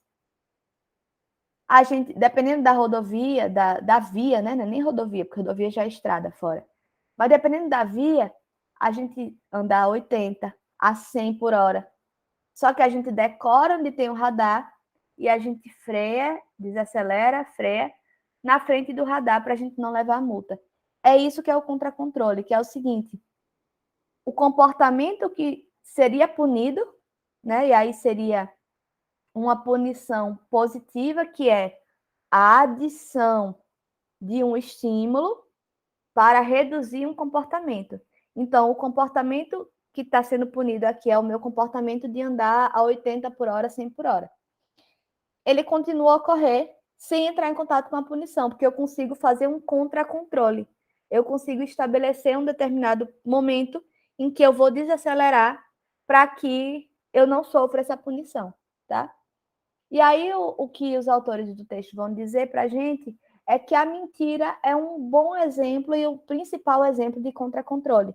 Justamente porque quando uma criança, e não apenas a criança, quando a pessoa mente, o que ela está tentando fazer é justamente evitar a punição, tá? É evitar. E aí lembrem que punição aqui é em termos de conceito, é no sentido de evitar o controle aversivo que vai me levar a reduzir meu comportamento. Então, como eu já sei que esse comportamento é digno de punição, eu minto sobre ele, eu conto outra história para eu não sofrer a punição. E aí, isso seria o exemplo principal de contra-controle nesse contexto, tá? Gente, acho que é isso. Eu agradeço mais uma vez pela presença de vocês. Adalberto ficou caladinho, não sei se ele precisou sair, se ele teve alguma situação em casa. Mas eu agradeço, viu, Adalberto, sua participação sempre. Tem sido muito. Foi muito importante, né, para o andamento das minhas aulas. Eu acho que eu aprecio muito, né, quando tem alunos assim que participam. Laura, obrigada também, tá, pela sua presença. E eu, como eu disse mais cedo, eu fico à disposição ainda aí por uns 15 dias pelo e-mail ou pelo Google Classroom, tá bom? Obrigada, gente. Boa tarde. E boas férias.